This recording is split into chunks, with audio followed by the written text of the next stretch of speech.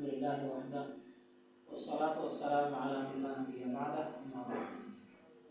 সম্মানিত উপস্থিতি, আমাদের আলোচনা হচ্ছে ঈমান সম্পর্কে। আজকে ঈমানের চারটি রূপের চারটি খুঁটির দ্বিতীয় খুঁটি ফেরেশতাদের প্রতি ঈমান নিয়ে আলোচনা শেষ হলো।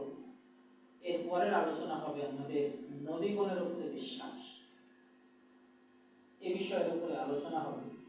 আলোচনাগুলো ফুল একাডেমিক আলোচনা, জ্ঞানমূলক আলোচনা।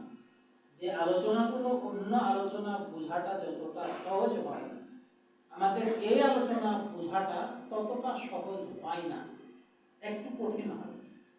কিন্তু ঔষধ যতই তিতা হোক তাকে খেতে হবে নাকি? না, রোগ হয়েছে ওষুধ তিতা, এই জন্য খাবো না, খেতে হবে। বাচ্চাদের জন্য যখন হালকা জ্বর থাকে, সাধারণ ওষুধগুলো মোটামুটি মিঠা টাইপের হয়, আর অ্যান্টিবায়োটিক দিলে অ্যান্টিবায়োটিক মিঠা হয়, বেশিরভাগই মিঠা হয় না, তিতা হয়। কিন্তু তারপরেও খাওয়া লাগে। কিসের জন্য? সুস্থতার জন্য। আমি ঈমানদার, আমি মুসলমান, আমি নিজেকে মুমিন বলে দাবি করি, কিন্তু আমি কিসের ওপরে বিশ্বাস করে মুমিন, এটা যদি না বুঝি তাহলে আমার ঈমানের কোনো দাম আছে? দাম নেই। এজন্য আলোচনাগুলো যতই কঠিন হোক, যতই হার্ড হোক, আমরা যদি ধীরে ধীরে শোনা শুরু করি, বোঝা শুরু করি, একটা সময় বোঝা আসবে। অনেকের মনে হতে পারে যে এই একাডেমিক আলোচনা সাধারণ মানুষের জন্য কি প্রয়োজন?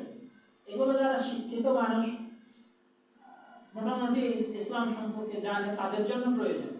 কিন্তু একজন মানুষকে যে জিরো লেভেল থেকে যদি তুলতে হয়, উপরে নিয়ে আসতে হয়, একেবারে নিচের স্তর থেকে ধীরে ধীরে উপরে নিয়ে আসতে হয়, তাহলে একাডেমিক আলোচনা করেই নিয়ে আসতে হবে।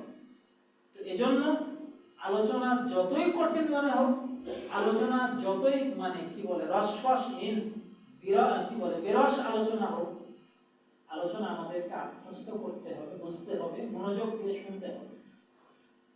যদি আমরা শুনতে থাকি, তাহলে দেখা যাবে 1 মাস 2 মাস পরে আলোচনা সবগুলো বিষয় শেষ হলে আপনার মাথায় কাজ করবে যে হ্যাঁ, ঈমান নামে আসলে আমরা যে নিজের মুসলমান, ঈমানদার, মুমিন, আমরা কিসের উপরে বিশ্বাস করে মুমিন, কিসের উপরে ভিত্তি করে আমরা ঈমানদার হয়েছি, এই বিষয়গুলো দেখবেন আপনার নিজের মাথাতে একটা সময় ধরবে।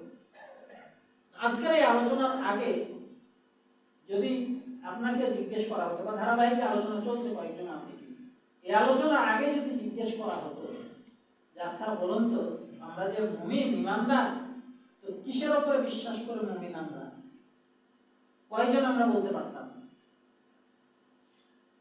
মুসল্লি যারা রয়েছে কতজন বলতে পারতাম? কঠিন ছিল। শুধু আল্লাহর উপরে বিশ্বাস করে এতটুকু হয়তো বলতে পারতাম, এর চেয়ে আর বেশি বলা সম্ভব ছিল না। এই জন্য আপনারা বিষয়গুলো একটু বোঝার চেষ্টা করবেন এবং ব্রেনে ধরার চেষ্টা করবেন। মসজিদে এসে ঘুম দিবেন, বসে বসে ঘুমাবেন, এটা একেবারেই বেমানান, খুববার জন্য এটা শোভনীয় নয়। মসজিদে এসেছেন, সপ্তাহে একদিনের আলোচনা প্রস্তুতি নিয়ে আসেন। সকাল 8টা 9টার দিকে সকালের খাবার খেয়ে একটু ঘুম দেবেন, ঘুম পেড়ে উঠে গোসল করে মসজিদে আসবেন। তাহলে অন্তত আলোচনা থেকে কিছু শিখতে পারবেন। আল্লাহ রাব্বুল আলামিন আমাদের সকলকে ঈমানের পথে, ইসলামের পথে কবুল করুন। আল্লাহুম্মা আমিন।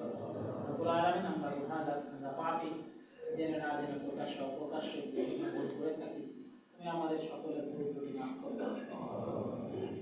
আমাদের অজানা বিষয়গুলোকে জানার তৌফিক দান করো। আমাদের মাঝে অনেকে অসুস্থ, তাদের সুস্থতা দান করো।